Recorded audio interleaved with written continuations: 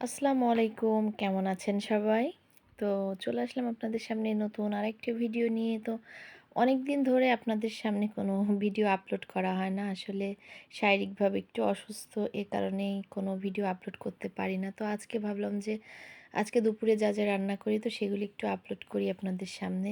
তো যাই হোক, আজকে দুপুরবেলা রান্না করার জন্য আমি ভুঁড়ি নিয়ে নিয়েছি। গরুর যে বট, অনেকে বট বলে।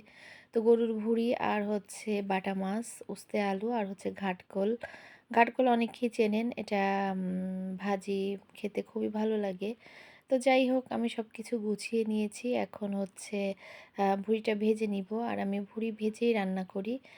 কারণ ভুঁড়ি ভেজে রান্না না করলে আমার কাছে মনে হয় যে গন্ধ লাগে। এজন্য আমি ভুঁড়িগুলো ভেজে রান্না করি। তো অনেকে আসলে ভুঁড়িকে গরুর বট হিসেবে ডাকেন বা চেনেন, কিন্তু আমরা কিন্তু গরুর ভুঁড়ি বলি।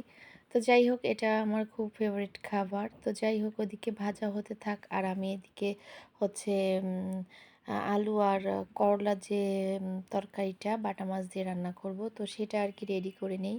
তো আমি বেশিরভাগ হচ্ছে তরকারিগুলো একটু হাতে মাখিয়ে রান্না করার চেষ্টা করি। আমার কাছে মনে হয় কি এটা ভালো লাগে। আর এরকম রান্নাবান্না আমাদের নানি দাদিরা করতেন। তো আসলে আমি ছোটোবেলায় না দেখতাম আমার নানি এতটুকু তেল দিয়ে, তারপর হচ্ছে এতটুকু পেঁয়াজ দিয়ে কত সুন্দর করে হাত দিয়ে মাখিয়ে তরকারি রান্না করতেন। আর খেতে এত মজা হইতো। তো সেই মজাগুলো আসলে এখন আমরা অনেক তেল মশলা ইউজ করলেও আসলে সেই মজাগুলো এখন আর পাই না। তো জানি না, হয়তো খাবারের স্বাদ কমে গেছে না আমাদের জিহ্বার স্বাদ কমে গেছে, এটাই বুঝতে পারি না।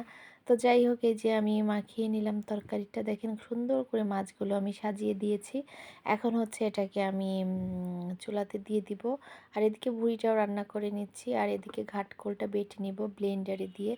তো আমি আসলে পাটা শিল নোড়াতে আসলে বাটতে পারি না। তো যাই হোক, আমি বেশিরভাগ সব কিছু ব্লেন্ডারেই করি। আর মাঝে মধ্যে যদি ভর্তা তৈরি করতে হয়, তো আমাদের কাকি আছেন যে আমার হেল্পিং হ্যান্ড, তো তিনি আসলে আমাকে ভর্তা টর্তা করে দেন। তো মাঝে মধ্যে তাকে দিয়ে ভর্তা করাই, কারণ শিলপাটাতে ভর্তা না করলে ভালো লাগে না। তো যাই হোক, এই যে এদিকে আমি ঘাটকোলটা বেটে নিয়েছি, সেটা আমি ভেজে নিব। তো এভাবে ঘাটকোল ভেজে রান্না করলে অনেক মজা লাগে। তো এটা দিয়েই ১-২ প্লেট ভাত অনায়াসে খাওয়া যায়, যদি একটু সঙ্গে লেবু থাকে, তো তাহলে তার কথাই নাই। তো যাই হোক, এই যে ঘাটকোলগুলো আমি এই যে এখন ভেজে নিব বলে হচ্ছে মশলার ভিতর দিয়ে দিলাম। তো আগে আমি আদা রসুন পেঁয়াজ জিরা সব কিছু আমি হচ্ছে ভেজে নিয়েছি।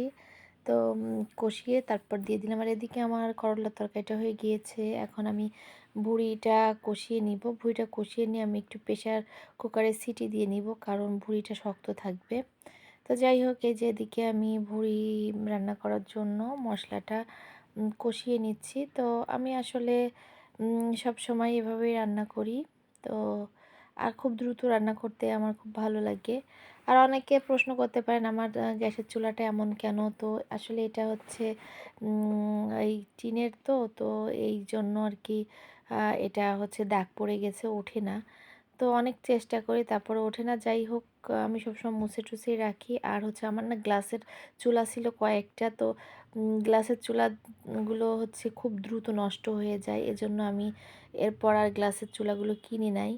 তো যাই হোক, এই যে আমার ভুঁড়িটা কষানোর জন্য এই যে আমি চুলাতে দিয়ে দিয়েছি এবং কষিয়ে একটু পানিও দিয়ে দিয়েছি। এই যে অলরেডি আমার ৩ ভাগের তরকারি রান্না করা শেষ। এই যে গরুর ভুঁড়ি, এটা হচ্ছে ঘাটকোল ভাজা, আর ওই পাশে হচ্ছে করলার তরকারি। তো সবাই ভালো থাকবেন। আল্লাহ হাফেজ।